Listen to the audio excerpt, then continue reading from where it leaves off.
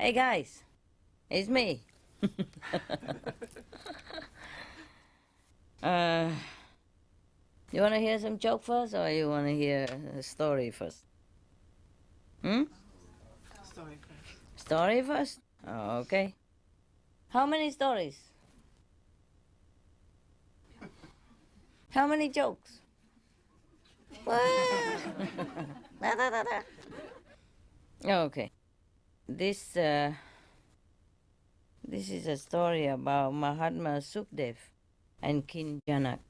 King Janak was a very good king, you know. He's a kind of a highly developed spiritual practitioner. Mahatma Sukhdev and King Janak. It is said that it is impossible to find God without a master. I don't know why is that. Do you know? Did you find God without a master? No. Okay. Me neither. I'm looking for a master to show me God. Even if God comes down, yeah? Have to go through this channel. It's like that. If you want to go to higher level, huh? If you want to go low level, like even third level, you can make it yourself. Mahatma Sukhdev, who possessed 14 merits, was the son of Rishi Vedvyas. Okay. He had true knowledge while still in his mother's womb. Wow. And was reluctant to be born because he feared that he would forget all he knew under the influence of Maya. Are we not all, huh? So fearful, right? You still? Are you still fearful? Be back again? Be born again? No? You're not fearful to be born again? Yes? Oh, why is it like some shake head, some... I don't know, what, why you shake your head? Don't want to be reborn again, okay. You don't want to be reborn again. That's very good. Good answer. Okay, here goes. But he has to be born. Okay. So here comes the baby. Wah wah, come to life. Shortly after his birth, Sukhdev, an evolved soul and a great ascetic, left for the forest to continue his devotion. One day, as he sat in his meditation, it occurred to him that he should go to the temple of Vishnu Puri and see face to face the one whom he worshipped every day. I mean, he wanted to see Vishnu, yeah, the Lord Vishnu. But when he reached the temple gate, he was turned away. The Lord Vishnu said to him, Sukhdev, I am extremely sorry. Yeah, because the gatekeeper reported this to him, yeah? You have no guru, and no one can ever gain entrance here without a guru. Oh, sorry, I was wrong. Even if you go second level, you need a guru too. Because Vishnu supposed to be the Lord of the second plane, no? So this guy just even want to come have a look at him in his temple. And the Lord Vishnu didn't let him. So Sukhdev went straight to his father and told him what had happened. He was a vain boy and thought that since he was the son of a great sage who had himself carried out spiritual practice for a long time, there was no need for him to have a guru. Ha, wrong. Having received the instruction from Lord Vishnu himself, however, he sought his father's advice as to which guru he should select. The father said, there's only one guru whom I can suggest, and that is King Janak. His father replied. So Sukhdev was very surprised. Father, I do hope that you have not lost your wits in your old age. Janak is a king, while I am a sage. He means if he go and sit in under the tree and renounce everything, then he's a sage. Yeah, maybe he was a sage before he was born, but now he's born, he lost all that. Understand me? See how Buddha has to go through 6.5 years? See how Jesus have to be in the wilderness and travel great distance to learn with other master? Yeah?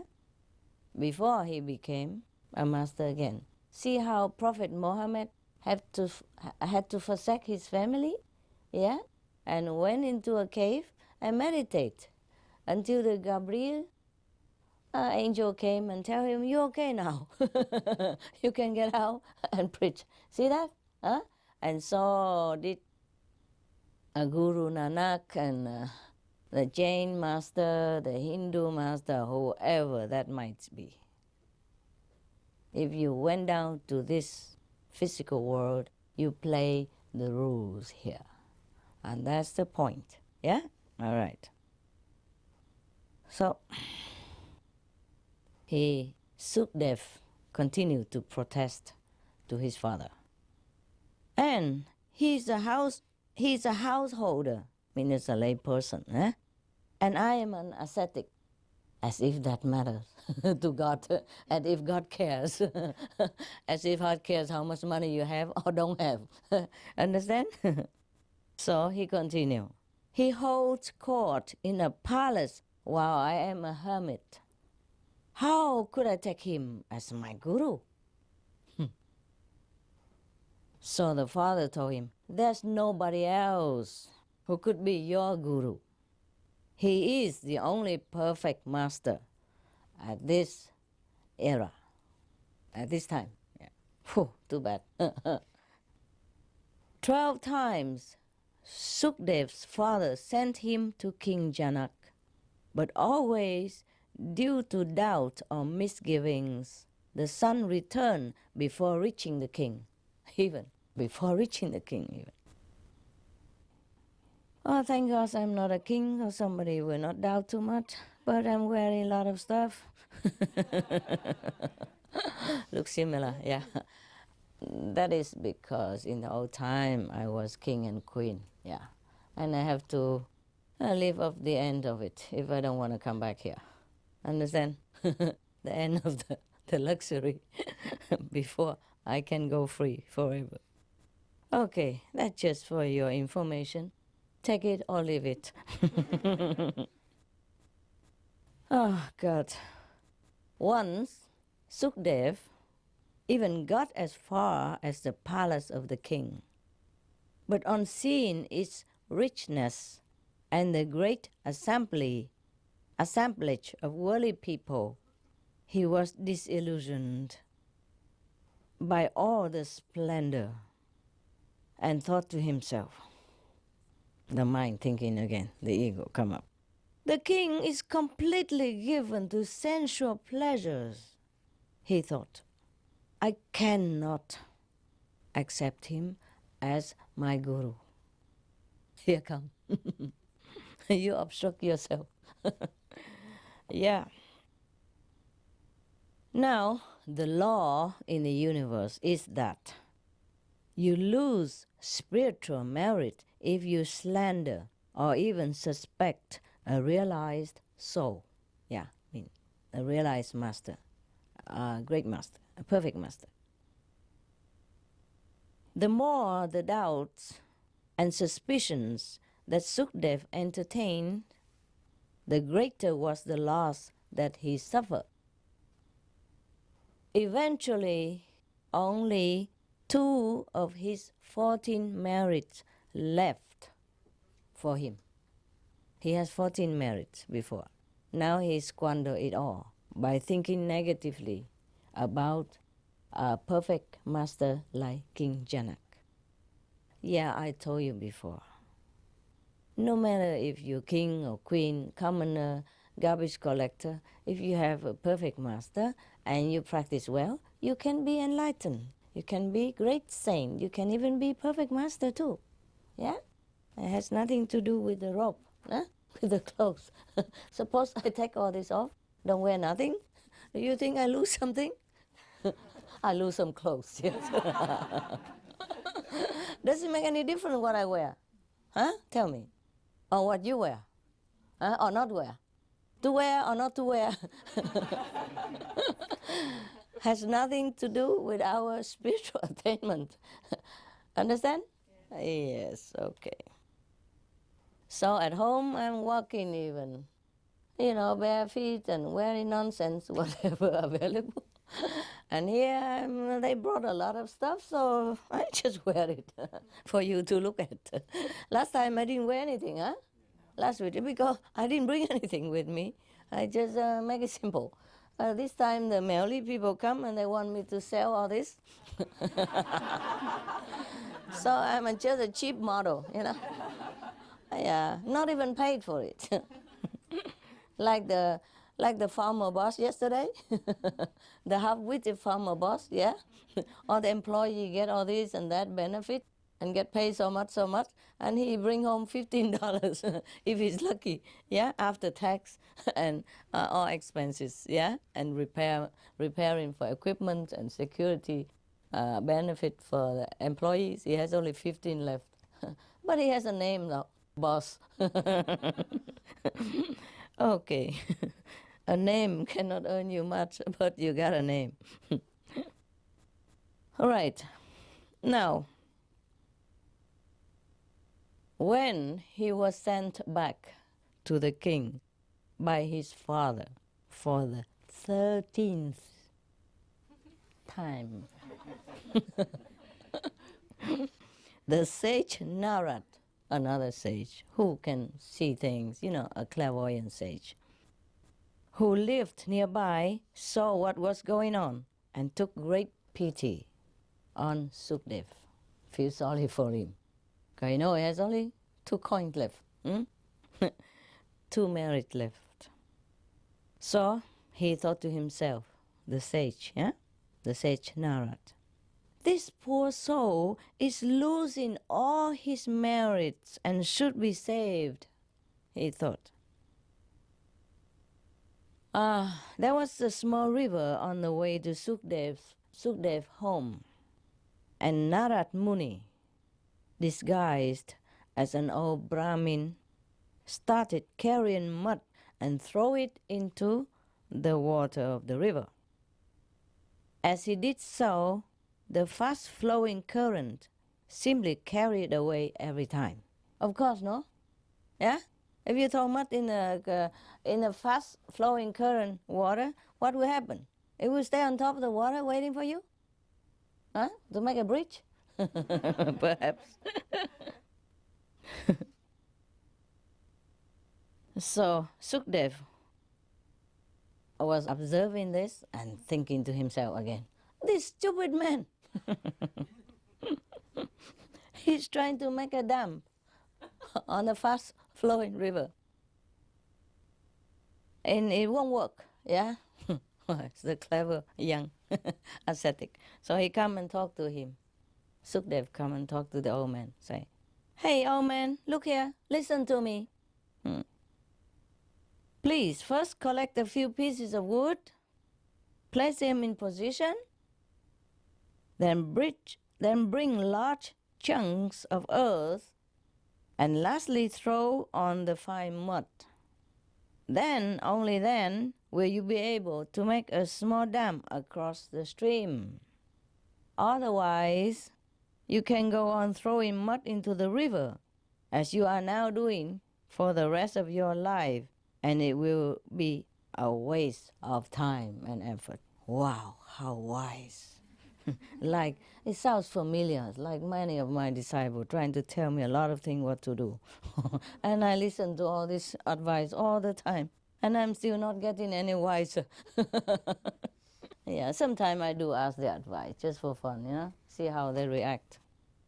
And I begin immediately, yes, Master, I know everything about that. Listen. Blah, blah, blah. It depends on how much ego he has. He will jump at the occasion to teach me right away. Sometimes I ask to be friendly, Yeah, just so that they feel closer to me and not feel too distant. Like Master also asks advice. So no problem. It's cool. It's cool. Yeah, we're buddies. Yeah, something like that. Okay. But of course, sometimes I don't know some things. Yeah, my specialty like computer stuff. Then of course I ask. Yeah. Well, the old man replied to Sukdev, I'm only losing my day's effort. But there is a young man who is a bigger idiot than I am. And his name seemed to be Sukdev, son of Vedvyas. He has already lost 12 of the 14 merits that he possessed from former life because of his misgivings about King Janak. Only 2 remain to him now. My God. Honesty hurts, huh? How you say, straightforward advice, yeah? You only get from good friend, yeah? Most people don't care to tell you about your wrong. Oh, what doesn't concern them, no? You won't give them anything. And maybe you even get mad at them. And maybe curse them. Maybe even criticize them. Or fall out of friendship. So most of the people you have around you don't dare say anything to you. Yeah? Also, they don't care. Yeah? They mind their own business. Or maybe they don't even know what to say to you even because they don't know anything. They don't know anything better to say, right? They don't know any better than you. So you need some good friend like this old man, you see? Who fear of losing nothing. Who express the truth, yeah? To benefit that young man unconditionally, yeah? He want nothing in return. Anyway, because Sukdev also was an ascetic. He possessed nothing with him anyway. How can an ascetic give an old man anything? And the old man is a sage, also an ascetic himself. He also need nothing from Sukdev. So this is truly unconditional friendship, true love, eh? Then you tell the truth to wake your friend up, to help your friend. That's what people do when they really care about you, yeah? Not telling you always your good stuff, yeah? Which is not true even, just to flatten you, just to boost your ego for some benefit, or maybe just to have a good feeling from you. Okay, now, Sukdev, you think he listen? Have a guess. Does he listen or not? Not the first time. Not the first time? Because he has 2 merits left. Oh, okay. You think he listen now? You okay? Who else? I hope so. Yeah, okay. You think he listen? Anybody who thinks he listen right now, raise hand. Anybody who thinks he will listen later, the last merit, raise hand. And other no opinion? I didn't listen, huh? Or don't understand English. Okay. Good excuse, huh? Okay. Let's see what Sukdev react. Sukdev, even though he was very proud of his spiritual standing and his asceticism, he fainted after he heard Nara's word. He just collapsed. Something hit him. Some truth hit him direct on the heart. He fainted. Oh. When he regained consciousness, there was no one there. But he remembered the old man's words, and swearing to himself that nothing now would keep him from his goal, he set out once more to meet King Janak. The Lord has his ways of bringing his souls back to him. Although Sukdev still could not understand the need for a master, he was not ready to lose his last 2 merits. So it was that he set off to the king's court for the 14th time. Okay, that's good, huh? Yeah. Why did Sukdev faint it? Anybody have idea? Why did he faint it when he heard the old man say that? Yeah, he was shocked, but why should he be so shocked? What made him so shocked? He realized what the truth, okay, but how does he believe the guy? How could he? He didn't even know the man. He didn't even respect him in the beginning. How could he believe the old man? And so shocked that he fainted. Tell me the main point. Hmm? It touched his soul. He touched his soul. Yeah, maybe, yeah. Well, how come his father's word didn't touch his soul before? So tell me what? Tell me why. Anybody outside can come in if you have idea. I will give you 3 cakes.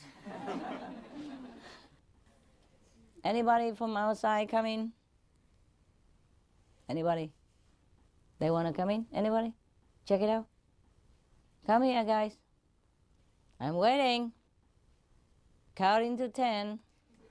9. Awakening. Yeah, we know that. The power of the truth went through the layers of their ego. Perhaps, yes.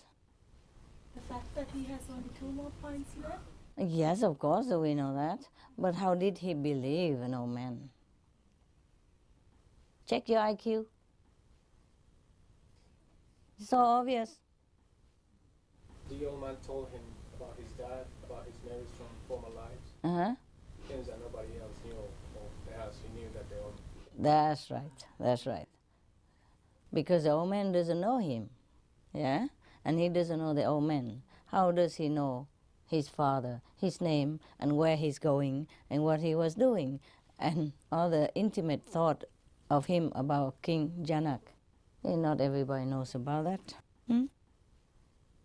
And also the old man would not need anything from him, you see?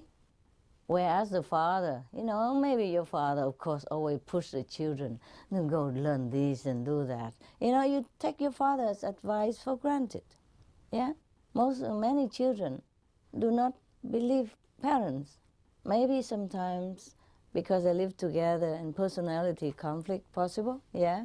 Or some because you take your parents for granted. They teach you since young. Always tell you clean your teeth, brush your tongue, go change your socks. It's all this kind of thing, and the children seem to be too tired of advice from parents. Yeah, that's one more thing. Of course, he has also the the narrow conception of how a sage should look like, and how a spiritual perfect master should live their lives, his life or her life. That's why. You see what I mean? That's the trouble with people. You just want a master to fit your window. And small as that. Yeah. And you don't learn any much further. I mean, even suppose he was right about asceticism, yeah? That is good or anything. For him or for anybody. But look at so many other masters in the past. Yeah? They are not always ascetic. See? The Kuan Yin Bodhisattva of China, she is all diamonds and jewelry all over, no? And other Bodhisattva, I saw them drawing picture with a lot of decoration. And Sakyamuni Buddha is ascetic, of course. But there are many others who are not. Other masters who are not. Yeah. So this guy is just too square. Of course, if you are very attached to sensual pleasures and all the splendor, material splendor of the world, then it's good for you to be detached. Yeah? To balance your life. Yeah. But if somebody like King Janak, he could give up his kingdom and everything in a second notice. Yeah. It's just that he has to continue because it's his destiny. It's the fixed karma of this lifetime. That's what he has to do. So he does it. Yeah? that doesn't mean he's attached to all this luxury of the palace or any position. He couldn't care less. That's the best king. When you don't care about position and power of a kingdom, then you can be the best king. Because you don't do it for position, for gain, for respect from your subjects, but you're doing it to take care of your people, to discharge your duty as predestined before you're born. Yeah? So then he's a good king, and of course he's a good master as well. Because his heart doesn't attach to whatever around him. His heart attached to the truth, yeah? To the teaching of God. So it doesn't matter what he wears, what he does really. But being less enlightened, this Sukdev begin to judge, how a master should be. So that's why he couldn't bear it when King Nanak lived in luxury, have perhaps one wife and many other extras, Yeah, but maybe the king has wife and extra wives, but his heart is not attached to there. That's just whatever a lot to him in this lifetime, a lot of diamond, a lot of gold, a lot of wives, or a lot of palace. He just had to accept it, yeah. And there are also other master like Kabir. He was only a cobbler, yeah, and he also a great master. He doesn't have to be king or a monk, or anybody special. All right, in Vietnam, you can't run away from your allotted, destiny in this lifetime. The only important thing is you have to search for a master and practice spiritual enlightenment. And the rest, whatever you have, you have. Yeah, whatever you don't have, you don't have. Very simple is that. There's no need to forsake anything. Because if you run away from this thing, another time, other thing will come up. Maybe even worse. Yeah? Understand me? Yeah. It has nothing to do with spiritual merit. Just your heart is important. That you don't attach to whatever. And that's be fine. Yeah? Okay. In Vietnam, there was a king. Oh, he's a very, very compassionate king. Yeah? And he's not very attached to position as king or royalty, nothing at all. So, because he has a good master, So he was very enlightened. And he's very compassionate to his subject. He take care of the poor people and all that. Very, very famous king of Vietnam. His name is Lý Thánh Tông, I think, if my memory is that good. It's since 50 some years when I learned his name. I don't even know this guy. It's in history, I wasn't very good at history. I learned it well. I know everything because I learn quick. But I didn't like history too much. It got full of bloodshed and war, and I hate it so much. Whichever king comes up, he has to destroy the ex-kings, and it's a lot of stuff that I don't like, yeah? So, but it's good, this guy is a very good king. Finally, at the moment of too much detachment, he went away, he escaped. Went away, did like Sakyamuni Buddha. I guess he worshipped this guy, Sakyamuni Buddha, as his model, hero. So he went to the temple and shaved his head and become a monk, yeah. Anonymously, because at that time, people don't know what the king looked like, yeah. And mostly when you see the king come out, you have to look down. If you look up, they might jail you or might kill you, just to protect the king identity. And some of the king even received subjects or officials into the court at midnight or 2-3 o'clock in the morning when it's darker, yeah. And they even wear a hat with some pearl curtain hanging in front, so that you don't recognize the king very well, because they worry about assassination. In the old time, it's like that. If you kill the king, then you can become king so easy. There's so many stories about that, right? Yeah. Just like checkmate, and then you're done, yeah. So this king went to a temple, became a monk, and his, how you say, prime minister, yeah? Yeah.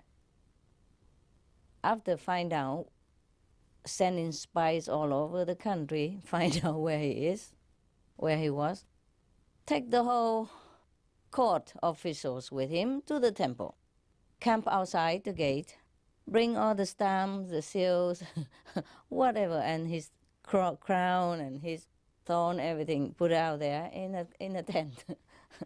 And say, yeah, wherever the king is, that's where the court should be. So they make the capital right outside the temple of the gate and make the king work just like usual. You understand me? Whatever he wears, it doesn't matter to him. Okay, if he doesn't want to wear the crown, they just put it on his chair, and his clothes, hang on the side, and the throne on the chair, and the seal, the royal seal, and the king's all the official office stuff is all laying around there, array for him, just like in his palace. Yeah. And then they begin to construct palace around the temple as well. So you know what I mean? Then he has to go back home. Because otherwise they will disturb the whole temple. All the poor monks have nothing to do with him. Has to hear all the cock clang all day with the construction noise. You understand me? Yeah. So it's good. So you see, even he ran away anonymously. Nobody knew where he went. And at that time, we didn't have newspaper or television or paparazzi or anything.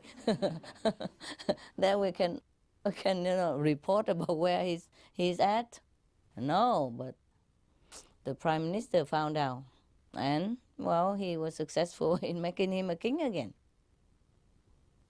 What I mean is you can't run away, okay, from your fixed karma in this lifetime. When we are in this domain, we play the rules of this kingdom, physical kingdom. All right. So the only thing we can do is to renounce in our heart and not outward appearance. Yeah? Okay? Right. Any question?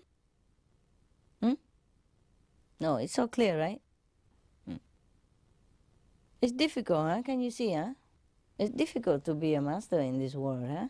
Okay. If you are an ascetic or a monk and you go around begging, people think, oh, maybe you do it for food, work for food. And if you are a king, yeah, have everything, but teach people for free, people also say, oh, yeah, he's attached. He's not renunciate. He's all for luxury and fame and name and political splendor. He's not a real master.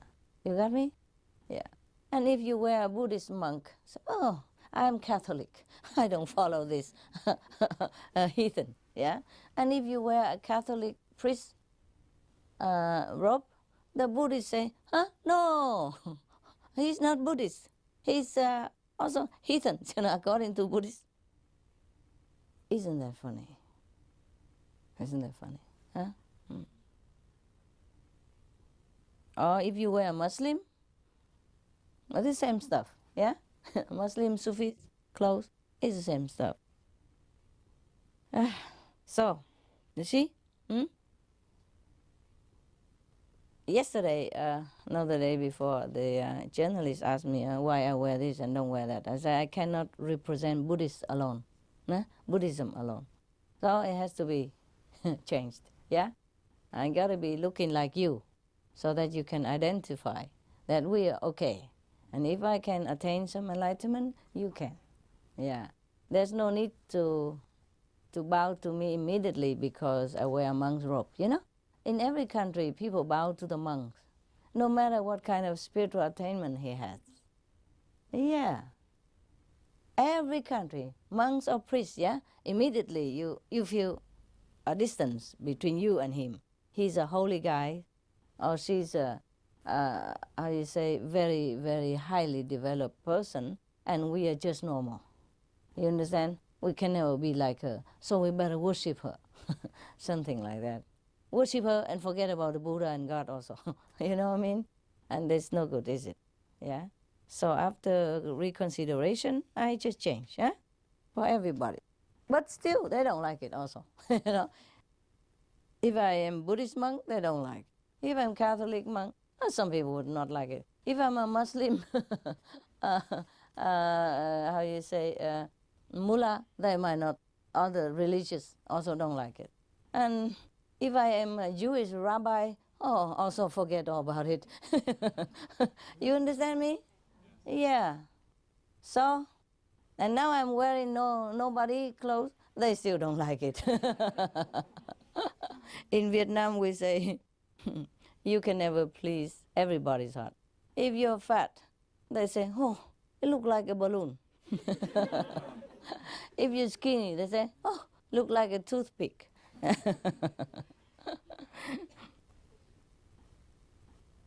And if it's raining, they say, oh, it's so wet.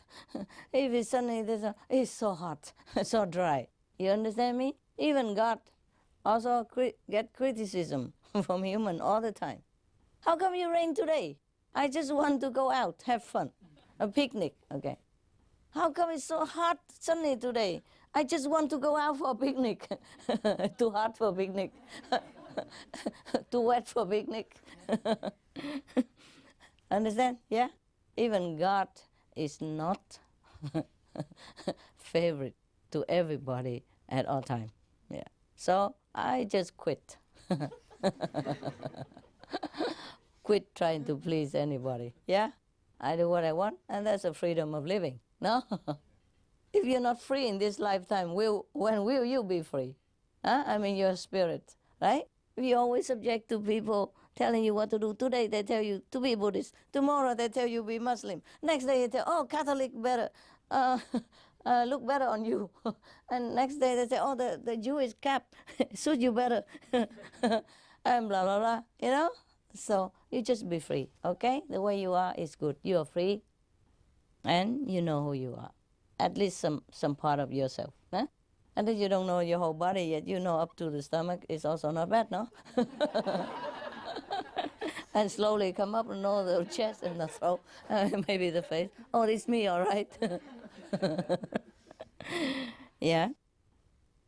Enlightenment is like that, you know. Know yourself, eh? Okay, now you know a little bit of yourself, yeah, or much of yourself. Different people, yeah. But you're knowing something about yourself, eh? And you recognize that great self. And that's the real you. That's important. Who cares what you wear or not wear? I'm telling you honestly, if you all become nudists here, I wouldn't be surprised. I would just laugh because we look better with clothes. I probably will laugh, you know. Or maybe I cover my eyes. Not because I'm embarrassed, but I think I saw you better yesterday with the clothes. Yeah, I mean, not all of us have a good shape, you know. It depends on, of course, personal taste, of course. Né? But I told you I happened to be in a nudist camp by accident, remember? They lead me into a nudist camp in California, tell me to buy that center for retreat. Né? Didn't tell me anything where I'm going. So when the Adam opened the gate, I wasn't prepared only. I hope it's not written on my face. I tried to be as natural and casual as possible. A tough girl, enlightened master is no big deal. You know?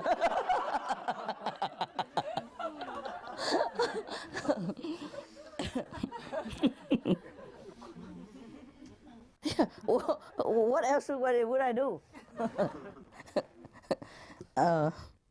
I'm sure they had a good laugh at me at home later on, you know, the disciple behind me. And then it's not the worst, you know, they get the car or something, take me around, and everywhere is Adams and Eves. Yeah, well, no big deal really. But what I meant is, I was a little disappointed. I was hoping to see something better, you know? Because everybody was so curious about, you know, birthday suits, yeah?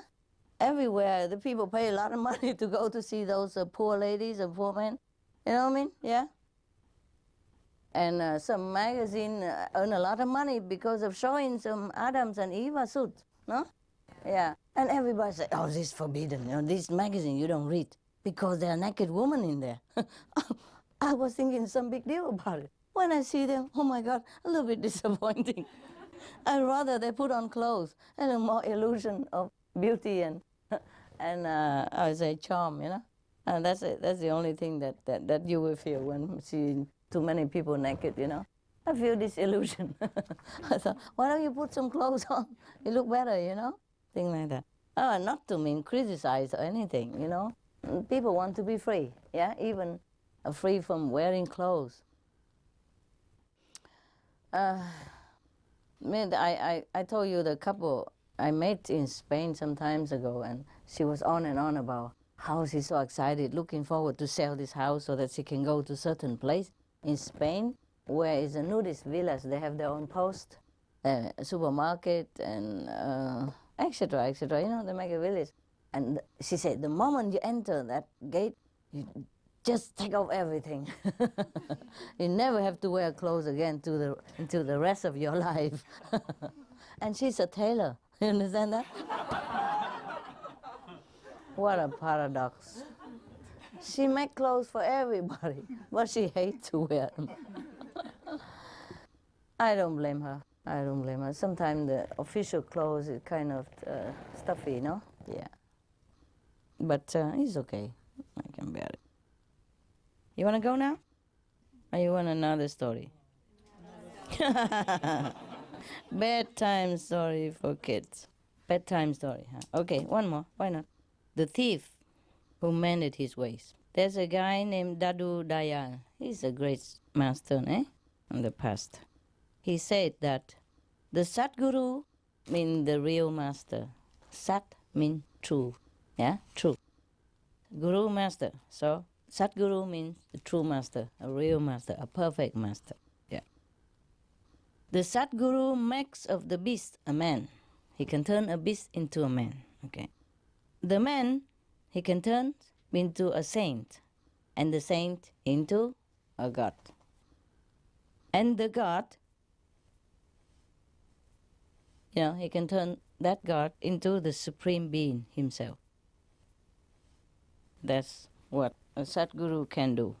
Okay.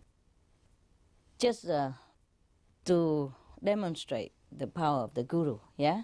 But the Supreme Being doesn't have to be made by the Master. It's just even if the Supreme Being come down, have to also go through the process. That's it. Yeah? Okay? Yeah. Even Jesus, remember? He let himself be baptized, initiated by John the Baptist. There was once a notorious thief who, when he was about to die, called his son to his bedside and said to him, "My son, here is the best advice that I can give you." The thief said to his thief son. He inherited the father's profession, huh? A very filial son, huh? Filial son. First, as a thief, you should never enter a temple. Mosque or hostel for pilgrims, like ashram, yeah. Church, any kind to do with holy practice. Second, if you are ever caught stealing, never confess, even if you are beaten black and blue. Of course, if you confess, you're doomed, no? Yeah? They'll kill you. Or chop your hand off, depends on the country, huh? Or jail you for life, yeah. So he said, if you're severely beaten, don't ever confess, yeah. After this, the king of thieves died. He was a very famous thief then. He never got caught, or maybe never get jailed. You see that? He lived until old age, so that means he's a good thief. After that, the son went out stealing every night. But one night, he had broken into a house. The people woke up and they raised their alarm and caught him. So he didn't know which way to go. So he just run, and then he happened to have the one-way escape is to run into the hostel for pilgrim. Yeah, like people like in India, they constructed pilgrim hostels everywhere in the Himalaya. Every few 10 miles they have one, for free. You can stay there. It is nothing, no bed, nothing. You just sleep on the muddy ground, wet and whatever it is. They don't offer you anything, just a roof. Yeah. So I told you already, yeah, that I was in a couple of them, several of them, yeah. So he remembered his father's advice, but since he has no option else, he went into the hostel. And the lecture satsang means the discourse about the truth. Nah? That's the Hindu, a Sanskrit word for discourse about the truth, like master lecture, something like that, okay? So the satsang, or the lecture about the truth, had just begun. He remembered his father's advice, but he's already in the hostel, so he cannot do anything. He plugged his ears so that he don't have to hear it. Yes. But he happened to get itchy somewhere, so he scratched and then lose one of his ears, and he heard one sentence. God and goddesses has no shadow, cast no shadow. Yeah? Remember, maybe he went into initiation, huh? God and goddesses have no shadows. So he was thinking to himself, what concerns me whether they have shadow or no shadow? So he didn't care about that, yeah? I didn't even hear that on my own free will anyway. It just happened by accident. So he was like protesting for himself, against his father's spirit, I guess, in case he's looking. So meanwhile, the police came and caught him. Oh, and they beat him up, but he did not confess at all. According to the laws of the time, an accused person could not be sentenced unless he had confessed. Eventually, he was brought before the king, who also had him beaten, but to no avail. Didn't confess. He really is a good son, huh? Very obedient. So he saved him. Yeah. But they really knew that he's a thief. Yeah? People identify him and know that he's a thief, but because he did not confess, so they don't know what to do. Later on, somebody advised them that even thieves very believe in God and goddesses. Yes. So the police hired a woman criminal who advised them that the thief, you would be afraid and would confess only to God and goddesses. Yeah? So she promised she could make him confess his crime. So one night, this woman disguised herself as a goddess.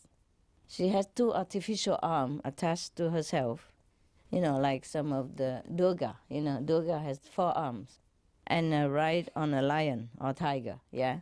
And she ride herself with the arrangement of the police on a fake tiger.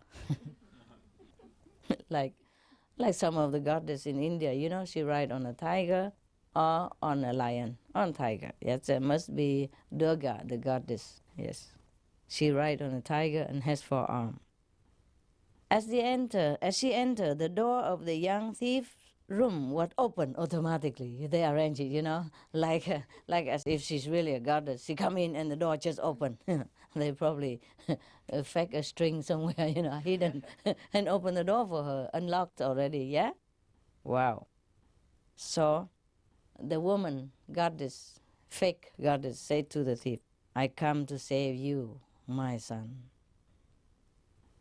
But if you have committed a theft, you have to confess to me first. Then I can erase your sin. The thief was just about to speak the truth, about his crime. But then he suddenly noticed that the goddess has a shadow.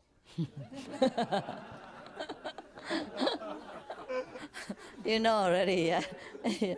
So he remembered what he has heard in the pilgrim's hostel during the brief period and the itching time that he let his ear loose. God and Goddess cast no shadows. Oh, so he said to himself, I know she's a fraud. So he said to her in the most innocent voice, Divine being, I am not guilty at all. They just beat me up for nothing. Please help me. I cannot bear anymore this injustice. They don't give me good thing to eat here. They beat me up a lot. I'm going to die. If your great power blessing don't help me, then just kill me now.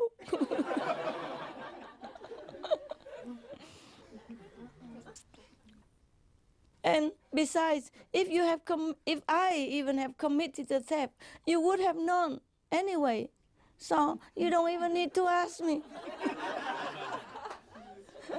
You know I did not, right? You know it. You are the goddess. You know it. Oh, God. So, of course, the police and the guard, with microphone, loudspeaker outside, heard everything. So they said, oh, this man is innocent, and let him free. So he's free to go, yeah? Whew, so happy. Go home, recover from the wounds, scars, and eating good, well, everything. And then he was thinking to himself, I just accidentally heard one sentence from the teaching of the truth. And it saves me from torture, saved me from death, yeah? Saved my honor, everything. What more good would it be if I attend and listen to the whole thing and every day? So, of course, he came to the, temple again and listened to the master discourse every day. And he became a Kuan Yin practitioner under the Supreme Master Thanh Hải. And he never steal again. And he became a great saint of that time. Bravo!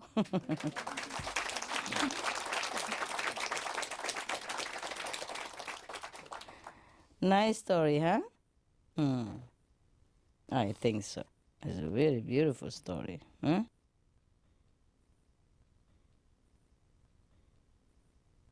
Oh, there's a story about two lovers. You want to hear?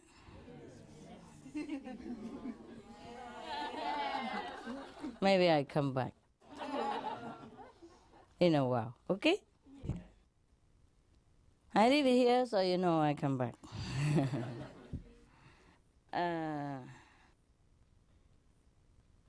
Maybe I found some more comfortable dress.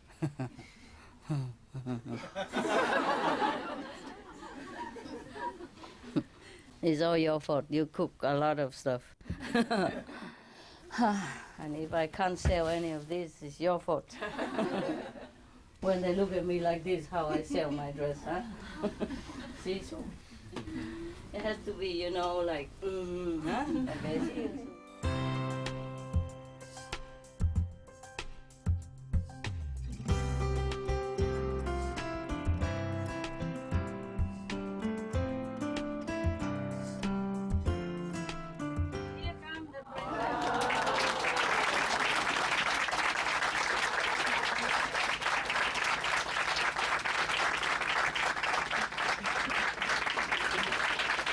This is what you like.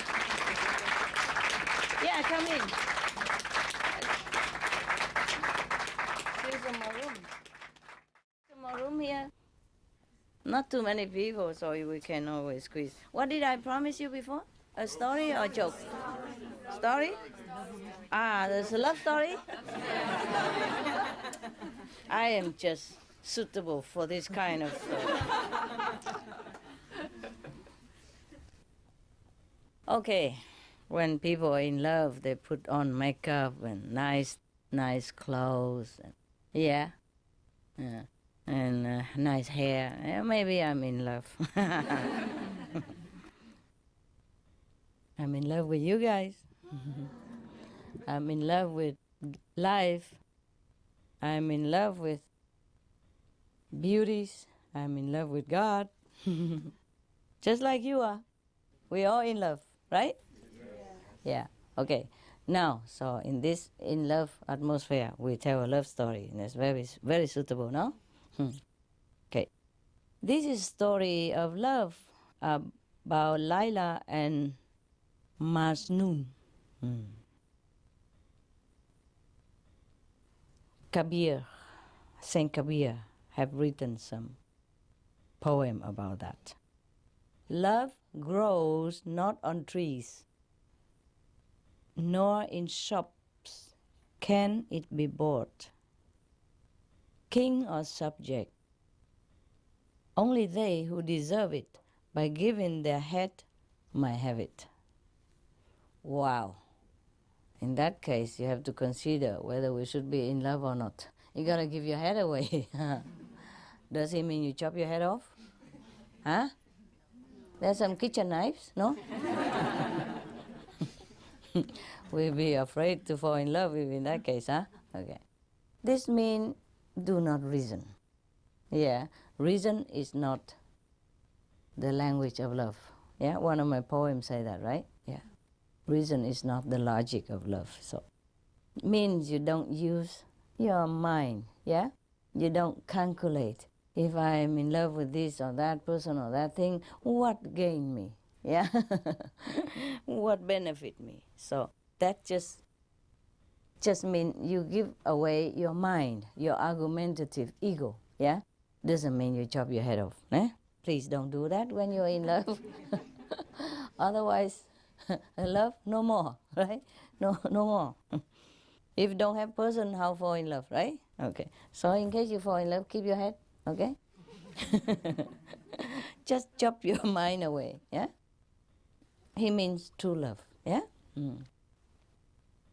Okay, but the love of the people on this planet is also a reflection of God's love. You see? When you love, you lose your head. It's like that. Yeah. That's why when people love God, yeah, they forsake everything. Yeah?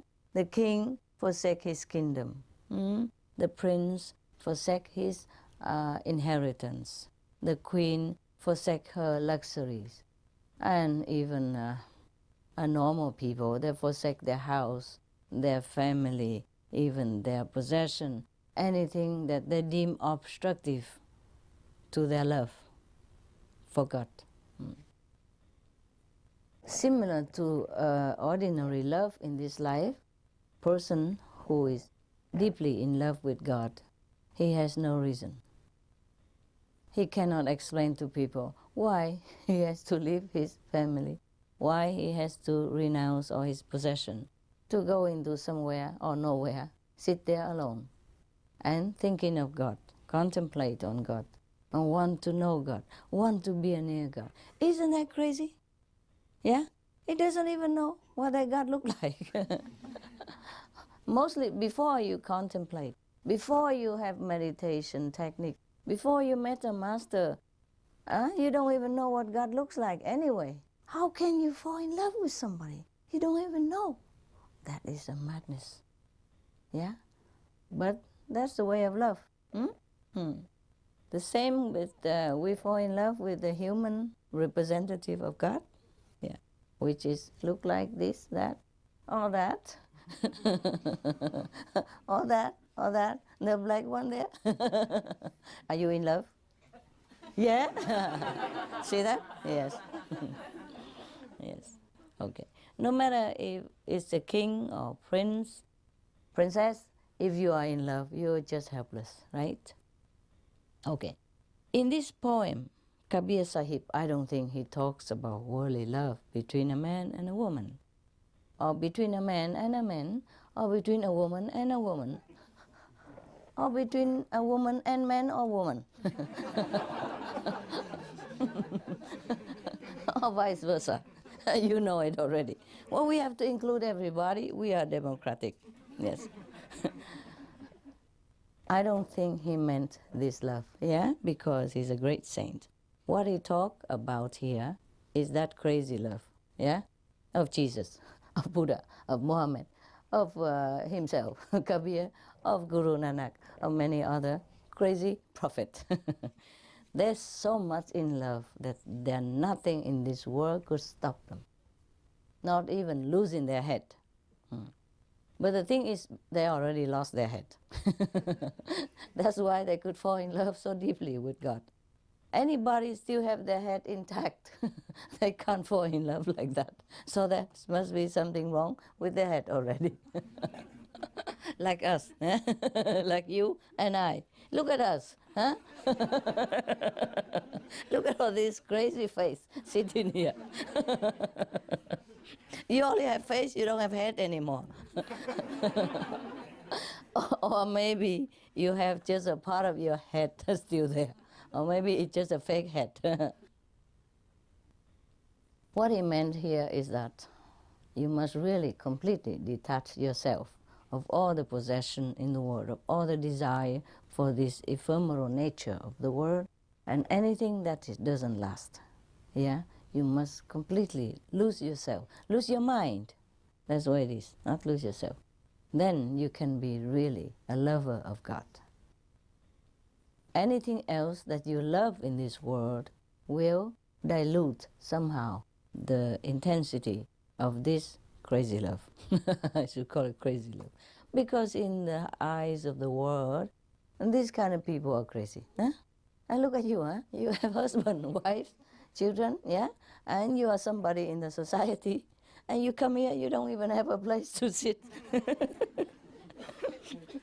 Some of you are rich, yeah? I don't mean just you here, but the people who will be watching. Some of you are rich, yeah? Millionaires, yes. And I mean, big officials in the society or somebody in the society, yeah? And I come here, my house is small. You squeeze together, sit on top of each other like that, almost. Yeah, then you must be crazy, no? Just confess.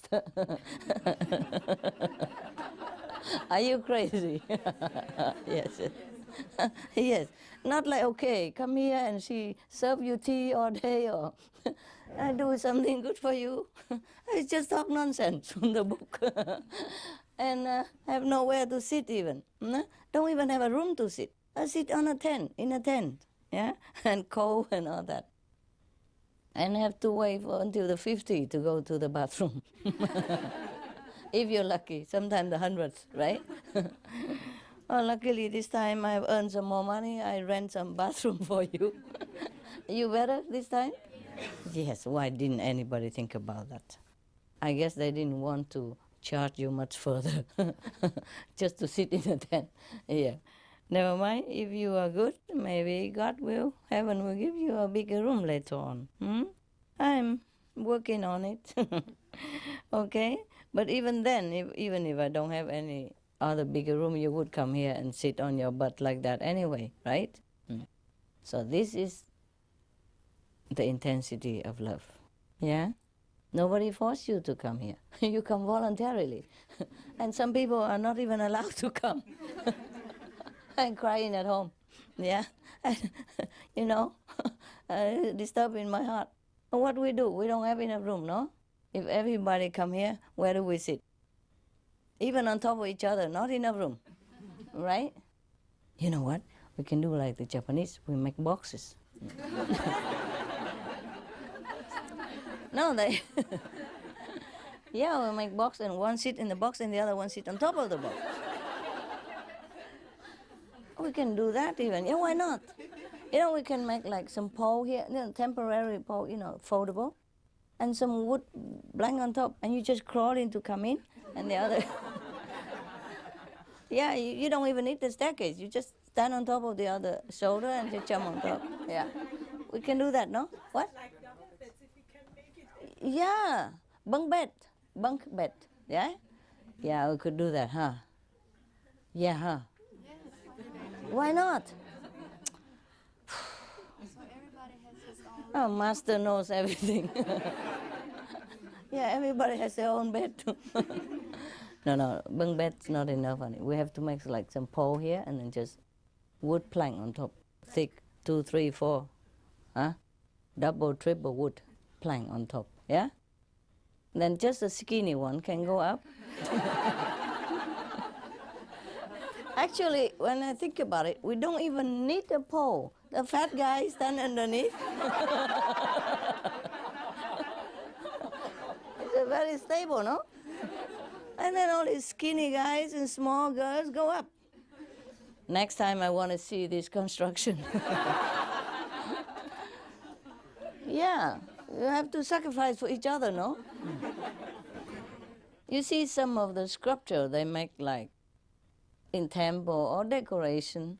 They make a guy like crawling and then some table on top of his back, yeah? But not real guys, statues, you know? Or sometimes 4 dogs underneath, or some crocodiles, yeah? Yeah, and then it become a table, no? Exquisite table. So here we can make exquisite meditation hall.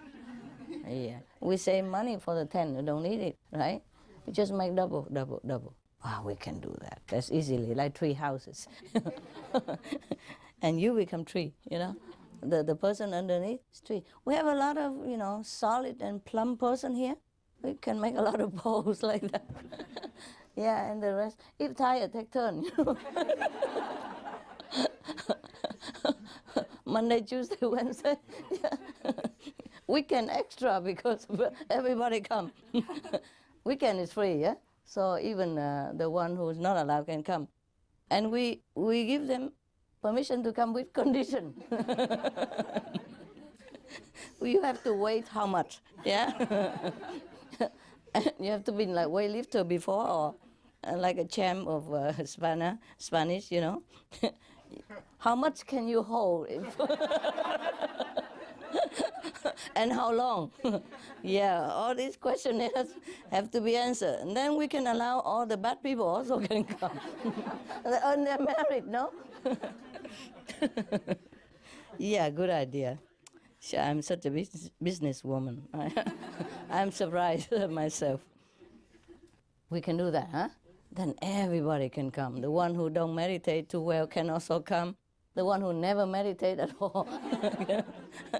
As long as you're tough enough to hold this for 4 hours, this course, oh, okay, we let them have a rest after every 2 hours and have a tea or something and quickly come back. Lunch and dinner don't count. Yeah? Why didn't we think about that before? Huh? You're too in love, you're blind, you don't even think of anything. Everything master have to think. No, truly, that can be done like that, huh? Can be done. At least a couple of sides over there, yeah? Some pole and it folded back, you know? Or take it away. Just some screw or something, hold it. And when we don't use it, we take away. Or just keep it for historical. How you say? Historical benchmark or something. Okay. Now we go to the love, okay? It's enough with jokes. Why do we even need to tell joke? We just look at each other, talk nonsense, and laugh anyway. No, it's not a joke. We can do that, okay? Or we can also dig holes in the ground. Yeah. He's a bit afraid now. Why are you afraid? No, we just dig a hole and put like transparent glass on it. Yeah. Somebody sitting up there. Can you look up? You know the lousy practitioners can sit under somebody else's bottom and look up. Well, if they don't practice well, they have to look up to somebody. They look up to somebody who practice well, no? So that's a good idea. Yeah.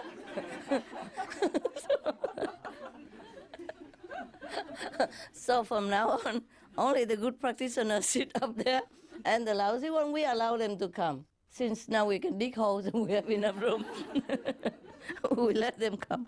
And they couldn't look up all day long. Well, it's not too bad, is it? I mean, I'm sure they prefer that than staying home and crying over there. No? Yeah, okay. That's a good idea. Okay, Paris Center, you hear that? You will be the first ever. And all the center will follow up.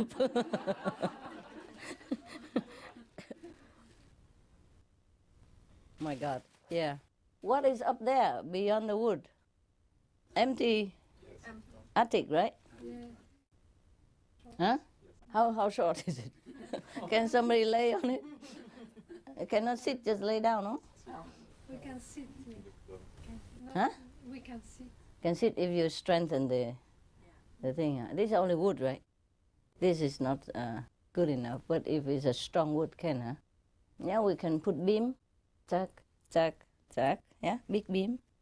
And then the wood will support it. The beam will support it. And dig a hole and put glass. And we sit here, look up to them. Huh?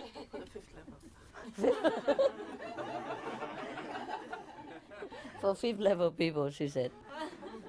Yeah. So, what? Why? I don't understand it. Why? At least you have humility. I don't mean humility, I mean honesty. Knowing yourself is a good point to start, you know? Okay. From now on, whoever can come here, we check the level. And, you know, accordingly. Right?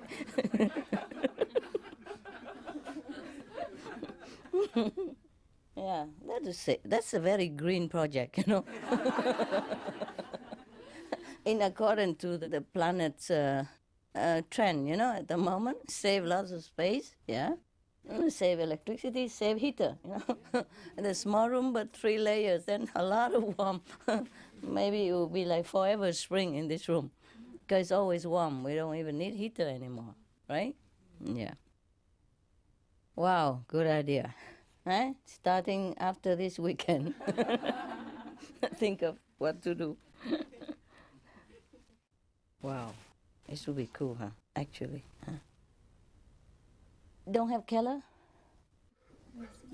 This center don't have keller, huh? The basement. Basement, yeah. How come? Don't have basement, don't have attic. What kind? And you didn't even make it. You know, you could dig a hole and make an attic out of it. And dig a hole and make a keller, no? That's not difficult, is it?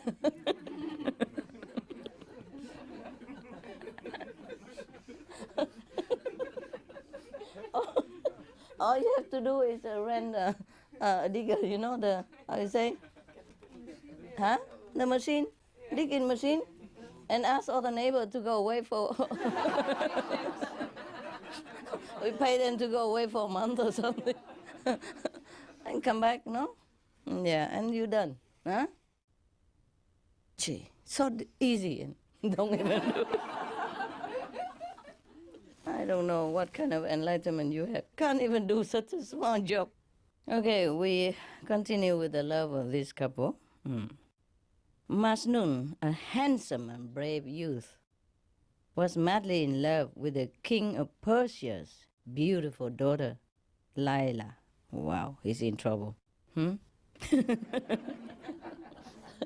Of all the girls, he has to be in love with the king's daughter. And she's supposed to be very beautiful even. You know what that means?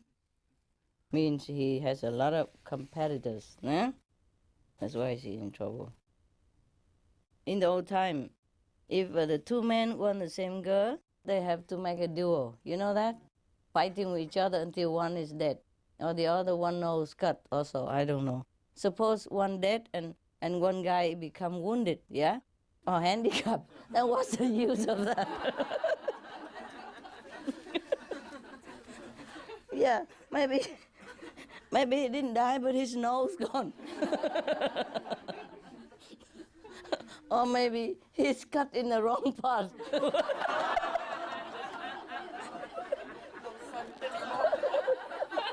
Don't be so graphic. Who needs your explanation? Everybody understand. They are very enlightened in this matter. You no need, no need for your cheap advice. Oh God.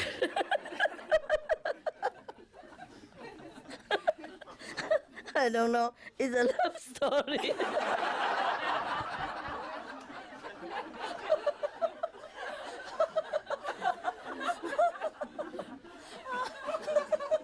It's a love story, but we're laughing so hard. You guys are really crazy. Laugh at anything at all. This is a very serious love story, you know. Now, be serious, all right? We deal with kings and princes and all that here. One good thing is that Lila also was very in love with him, and deeply, according to the story, she's deeply in love with him. She's so much in love with him, Majnun, that she prevailed upon her father, the king, to announce that whatever Majnun might want in any shop in the city's great bazaars, it was to be given to him, free of charge. Wow. Full payment would be made from the king's treasury. All of the shopkeepers were notice of that. Yeah, were told. For himself, Majnun wanted no worldly objects to speak of, for his heart was on fire with his love for Lila. But when the idlers and the vagabonds of the city heard the king's order, they all adopted the name of Majnun and began to take away everything they wanted from the shops. Oh, typical. As a result, it was not long before the bazaars were completely empty and the shelves of every shop bare. Oh, you think? Beware the wolf in the sheep clothes. Yeah? This is kind of, I think, also a parable about a real lover of God and fake lover of God. No? Okay. Because they just wear like him, they just talk like him and make the name like him. In the old time, you don't even have photograph to prove it. Yeah? They just painted the photo if they want a photo of somebody, but it takes so long to paint some picture. You can't even give it to all the shops, yeah, to identify Majnun. Okay. The merchants and town people stormed in a body to the palace of the king to complain. "Oh, king," they said, "there may be 1, 2, or even 10 Majnun. But such a thing would be entirely possible. But certainly there cannot be hundreds, thousands of Majnun, hundreds of thousands of them. They are looting the city right and left, and a stop must be put to it at once." Of course, when all the men in town become Majnun, can you imagine how much the whole kingdom? Yeah, too much. "I will consult with Lila," the king replied, "and will then make a plan to put an end to this great deception and dishonesty. Is Majnun 1 man, 2 men, or more?" The king asked Lila. "The city is filled with Majnuns, and they have ransacked every shop in the bazaars." Lila at once understood what had happened. "Leave everything to me," she said. "Please, father, don't worry. I will quickly rid the city of these impostors masquerading as Majnun. You will see the results of my plan by tomorrow at the latest." So Lila then sent for the chief officer of her bodyguard and ordered him, "Send your soldiers through every part of the city at once, preceded by drummers beating on their drums, and have the soldiers announce to all people that I will go to the bazaar tomorrow with a dagger, a knife, dagger, right, in my hand to collect Majnun's flesh. He should present himself before you and be prepared. Okay. So when the soldier made this announcement, every false Majnun disappeared, as if by magic. And only one true Majnun remained. He came before the soldiers, bare his body, and said, "Kindly tell my beloved that I am ready to be killed." Okay, you understand? So only the true lover is not afraid of any test or any demand from his love, because he knows it's just a test. Yeah? This is just a parable of people who is in love with God. They fear nothing else. You understand? Even if God command them to die now, they would do it. They live for God, they die for God, and only God alone. It's a nice story, no? At least we had a good laugh, huh? Later it become too serious. Huh? Okay. This is also likened to many of the people who proclaim themselves, yeah, to be spiritual or to love God and all that. But in fact, they're not really after God, yeah? They're just after the name of a lover of God, yeah? Or they're just after some profit, maybe recognition from the people, from the innocent people who doesn't know what is fake, what is real, maybe some material profit from that, or maybe some fame, yeah, or maybe just to satisfy their vanity, yeah, that they are good. So even asceticism or renunciation is not the real guarantee of a person's spiritual enlightenment, as we have read before that, yeah? Yeah, sometimes renunciation also make you feel very great. You feel proud. Look, I am so and so, huh? Ascetic. I'm a saint. I'm a sage. I forsake everything. I go into the forest. I eat only once a day. I stay only in the forest under the tree. I don't even have any possession. I'm great. You see, the ego make you feel that way, but not guarantee nothing. As you have seen in the story of Moses, a lot of people left whatever they have and go with Moses with nothing. But they don't even understand what the purpose of freedom. Because they went out there in a free country, free land, promised land, and they're easy to practice their faith. But they didn't use their freedom rightly, yeah? And then they just became lazy. Their freedom gained easily, and they did not care. They think they did a good job already. They left everything behind, and now they should enjoy. So they plunge themselves into sensual pleasure and worship a goat just for easy escape, yeah? And just to make an excuse that, well, I am worshiping something. I am religious, yeah? I have faith, yeah? I am a virtuous person, blah, blah, blah. But in fact, it's all just for show and stupidity and vain excuse. Whom are you cheating? Huh? You're just cheating yourself, right? Yes. The same like in this story, or the fake lover of the princess. They just want profit, you see? They don't really love the princess at all. That's why when she demands their life, they run away. Similar like that. The true devotee of God have no fear of hardship, yeah? No fear of trouble, no fear of any test or command from their beloved.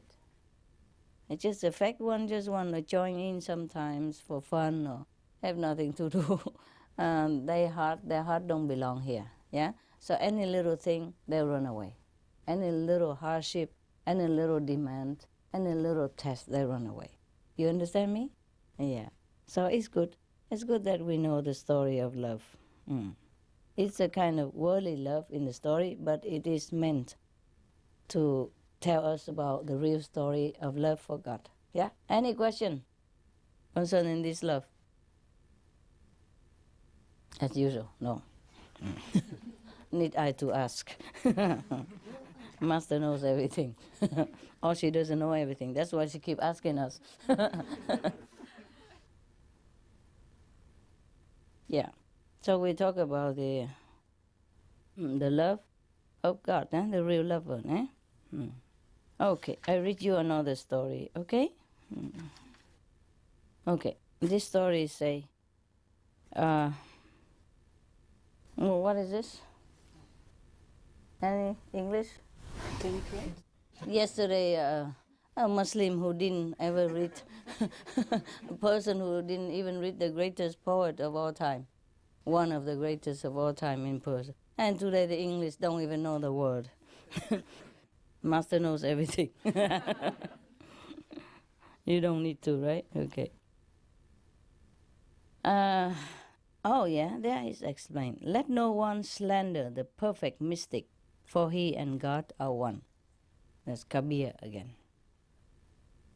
Satta and Balwanta were a couple of pathis, mean chanting, singers, in Guru's Ajandev's Sangat, mean the assembly of saints. Yeah, Sangat, yeah. With little understanding of their own temerity, they asked that they should be given money by the Sangat to help them pay for a wedding in the family. When they didn't get what they want, they left the Sangat altogether. The two singers. Secretly, they harbor a belief that their sweet voices would be so much missed that no one else would bother to attend satsang either. Satsang means the discourse of the true master, about the truth. So they think if they left the guru's place, the ashram, and nobody would ever come there to listen to the master. Do you understand? Okay, that's clear. So, much saddened by their behavior, the Guru Sahib called them several times to once again sing for the Sangat. They did not relent. Seeing this, the very humble and gentle Guru then went personally to speak with them himself. He was not at all put out by their refusals and asked them kindly, "Please come and sing for the Sangat. Do not be so upset. You may have all the money available and any amount later as well." The singer was still not appeased. In fact, they were convinced now more than ever, because the master has spoken to them personally, that the Guru could not do without them, that the Guru really in desperate need of them. Phew.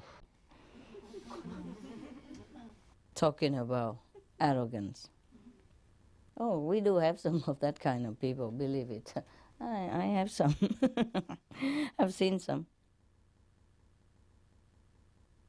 So they went around their friends, telling everyone that the Sangat only came to hear them, not the master. Believe that or not?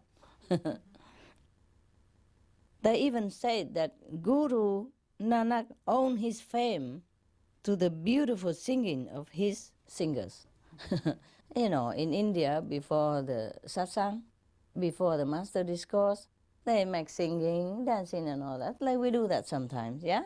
It's a volunteer by the disciples. But I don't know these people, why they are so arrogant like that. Well, I told you the ego is some terrible troublemaker. If you are successful at something, then the ego say to you, that's it. You are the best. And nobody can do anything without you. And that's how the ego keep growing. You see what I mean? The ego grows in this kind of environment. Yes. Otherwise, if you don't have the ego, then it cannot grow. You must have had some already. You see what I mean? And you nurture it by this kind of stupid thinking. An attachment to your success, to your talent, or your, possession, eh? Whatever you have and you think good at it. That the ego will claim for you the glory, the fake glory, the empty glory that you think you have. Can you believe that? By saying this, they had denigrated all the gurus from the time of Guru Nanak, because all the Sikh gurus have had a lot of singers before they have discourse, yeah? So they think, oh, because of them, the Guru Nanak has become famous. Or the guru after Guru Nanak had become famous, not because of the master enlightenment or amazing discourse, or enlightening discourse, but because of their sweet voice. That's what they believe. So the Guru said to them again, you could have said anything against me, but you should not have slandered Guru Nanak and his successors. Go now. Go away. Not only you, but even those who set their eyes upon you will suffer. Of course, such kind of ego like that will make trouble for everybody, right? And such a sin that they committed, that anybody even befriended them would suffer too. The related karma, the collective karma with them. Just like if you are connected with an enlightened, virtuous person or a master, then you derive some benefit from their virtues, their merit. The same if you associate yourself with some great sinners like this, then of course you have to share their sin as well. Yeah, you are the company you keep, no?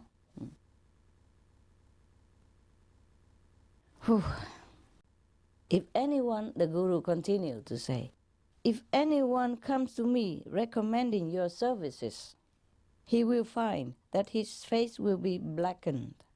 He will be paraded through town on a donkey and chased by urchins. The Guru was really mad now, I think. He tells the truth. He's not cursing them. He's just telling them the consequence of their, disrespectful action and words and thought. You see? They commit thought, thinking bad, negatively, and acting negatively toward the Guru, and slander, talking negatively about all the Gurus even, not just the present Guru. They don't realize what they have done to themselves. This is a very great sin that they have committed.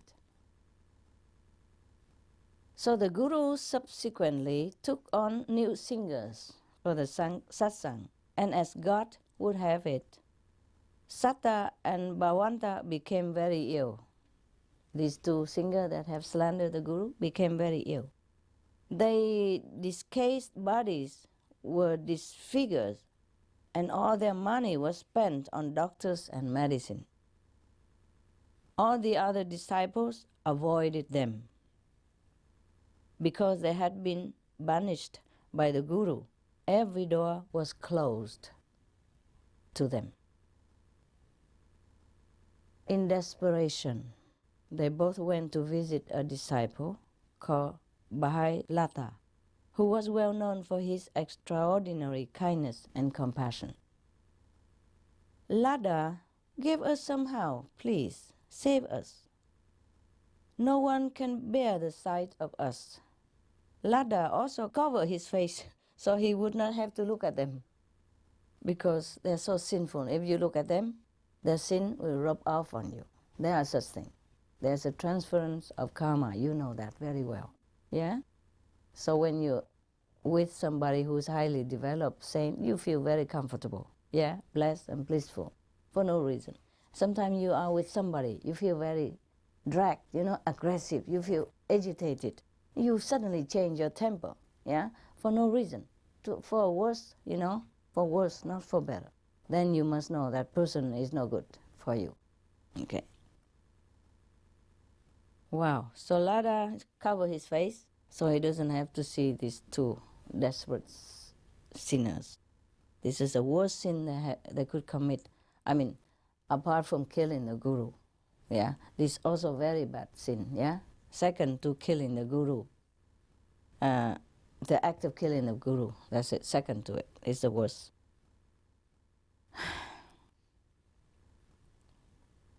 The guru had warned that even those who set eyes on them would suffer, and so, and to be rebuffed by the guru is a fate worse than death.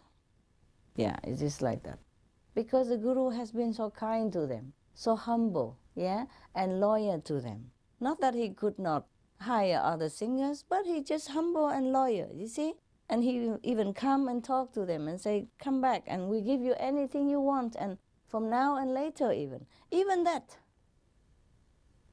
yeah, their ego won't let them relent, huh? And you refuse a guru already. This is already very bad sin, yeah. You lessen your merit, and now you even slander the gurus. My God, nobody can help you in that case. Of course, the guru have said the truth that even somebody look at you, he would be black in his face. It doesn't mean the color. It means maybe the light will even be shut off. You understand me? Because of such a sin, it will attract everything and burn it all off. Yeah?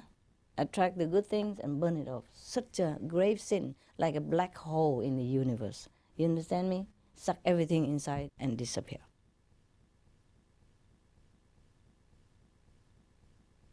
Yeah, such a people like that. Of course, very sinful, no? Heaven would refuse them, huh? How can you treat a master like that? Yeah? Not only you're not humble, yeah? You make mistake already, and the master already humbly come to you and offer anything that you say you wanted, and still don't relent. Understand me? Then this kind of person can only go to hell. No? Heaven cannot accept this kind of people. Suppose even this guru in the story is not even an enlightened master. Né? Now maybe he's not even great master, okay? But he's practicing goodness, you see? He's a virtuous person. Yeah, the Sikh guru at that time, up to the 10th, this one is in between guru.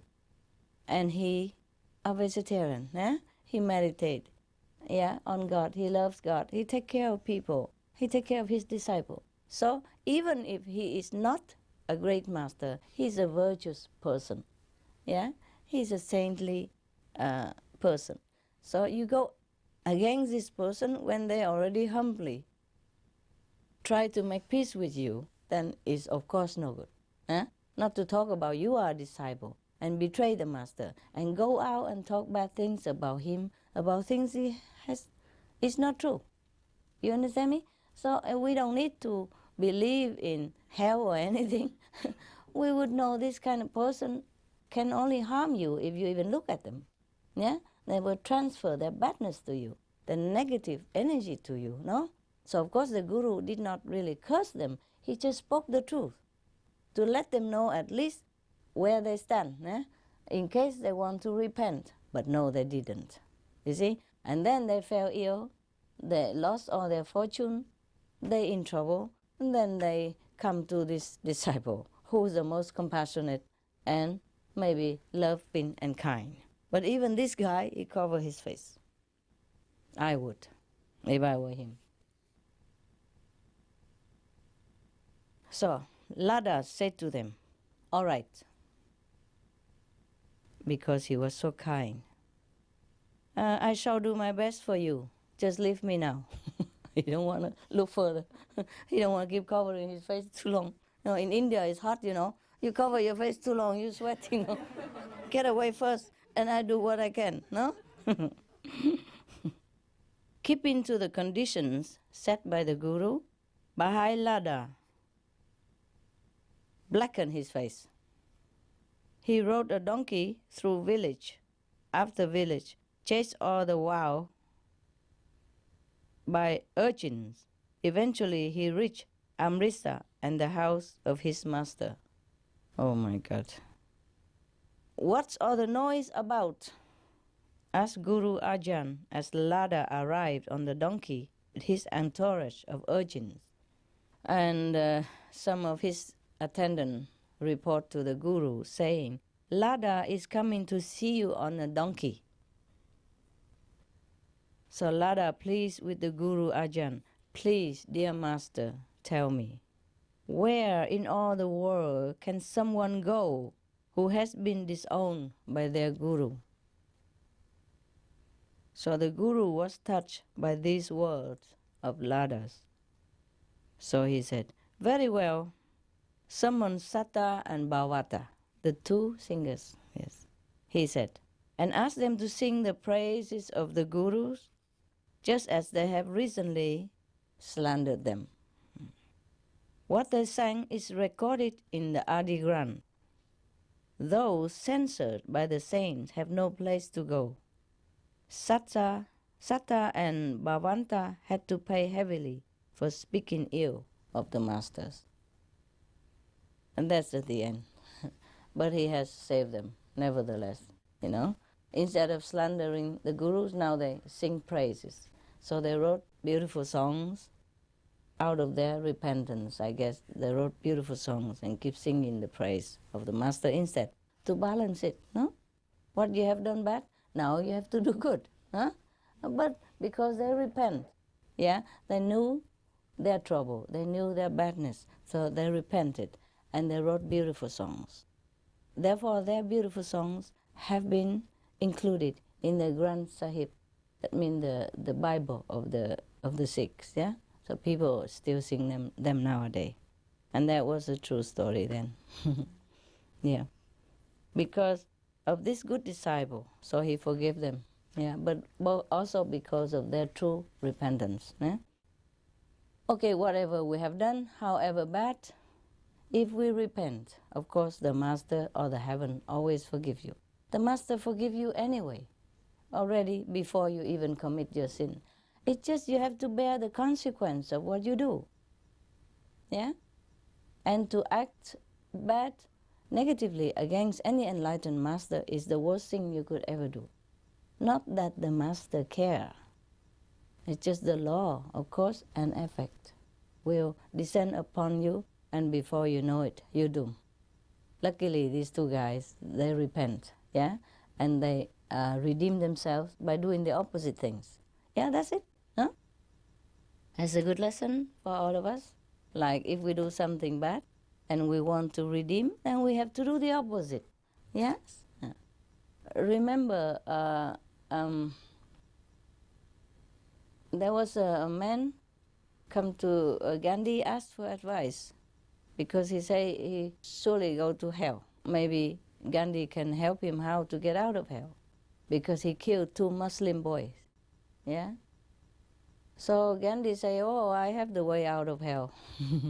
You go out and adopt another 2 Muslim boy and raise him as your sons.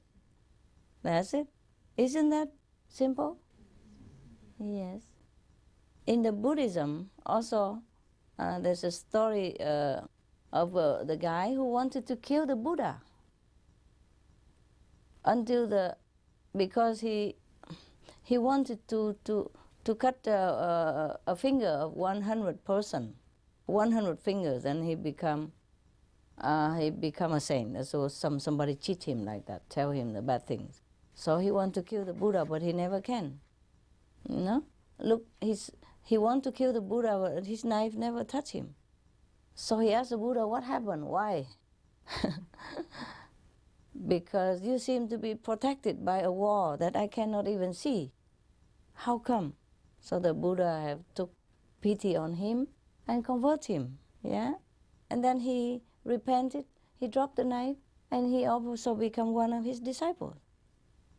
Even after so much sin he has done, yeah? Once you change the course of your life, it's different, yeah? Instead of go south, if you know you want to go north, just turn around. Yeah? Turn around, go north. Yeah? Okay, that's very simple. So whatever you think, sin that you have done, just change it. Do the opposite. Make up for it. That is not too late to do. Anywhere, anytime. Yeah. Okay? But I know you're not sinful anyway. You are saints, so I don't worry about you. Talking about some people, other people, anybody else. What are you laughing at? Huh? What? You're including it? Well, at least you're honest. That's make you a saint too. Honesty is good, no? All right. Okay. So, did you enjoy the story? Yes. Any question?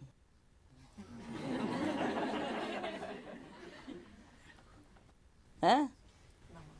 No? So simple. Yeah, you seem to be very more enlightened. Yeah, for my liking. You have progressed a lot. Although, you see, I do feel it. You know what I mean? It doesn't have to be proved or pinpoint. You just feel it, eh? Yeah, by your question, by your not questions, yeah, by the atmosphere. Eh? Of course, some of you have still some little problem, yeah, or maybe been rubbed off by some of these singers, in the guru's court.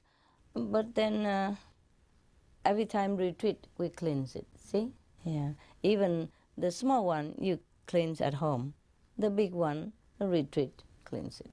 Yeah, and you will come back home, you feel better, no? Cleaner, yeah, for a while. Until you play with the mud again, like my dogs. Then I got to clean again. But it's okay, it's okay. You see, my dogs, this is about dogs, but it's similar to your story. My dogs, they don't stay outside all day. You see what I mean? They just go out for 20 minutes, half an hour, some hours, 4 or 5 times a day. 4 or 5 times a day, we take them out, yeah? So that they can do their business, no? Yeah. 20 minutes, yeah? If it's cold, 15 minutes, they run back. The attendant also want to run back. If it's a nice day, they can be a little longer, yeah? But then they come back inside the house.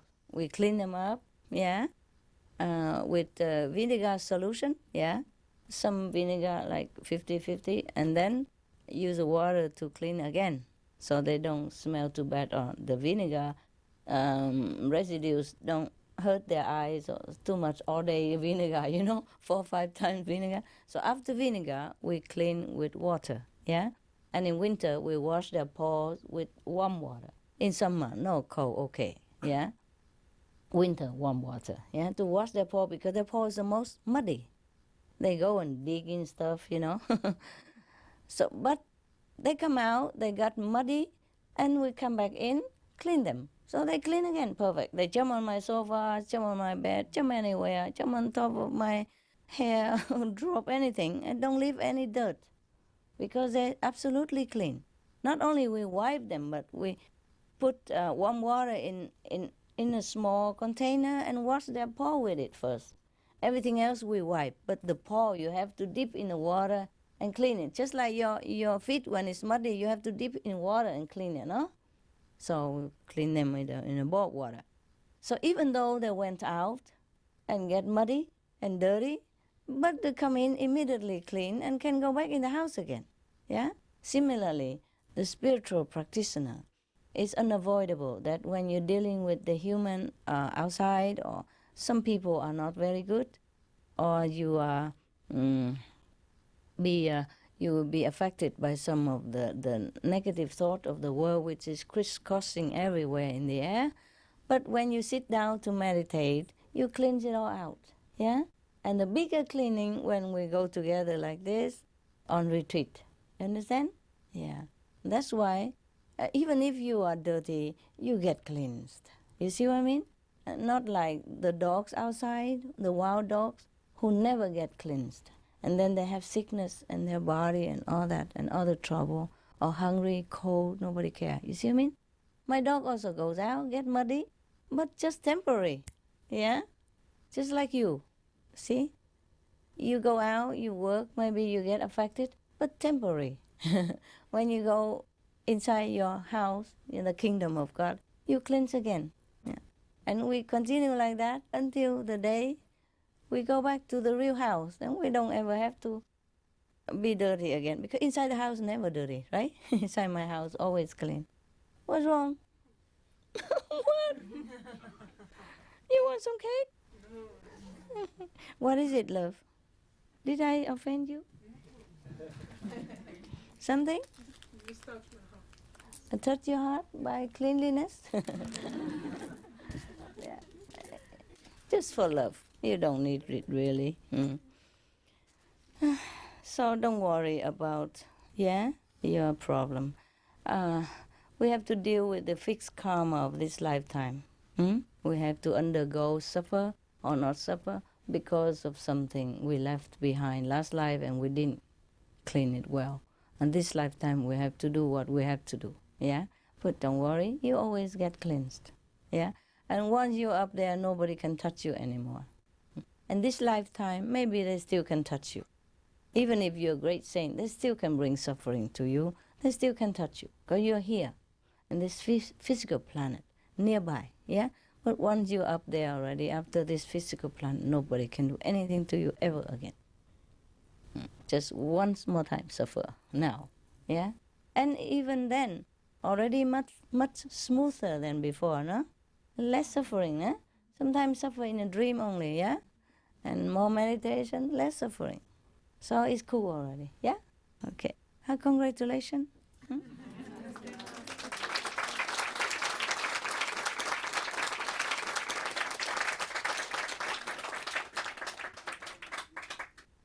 Okay. I see you later, huh? Yeah. You may meditate or you can eat the cakes. Yeah. And then meditate. May come back and disturb you again later. Wake you up like here. One side. This and the other side. Okay? Share. See you. Wow, my shoes.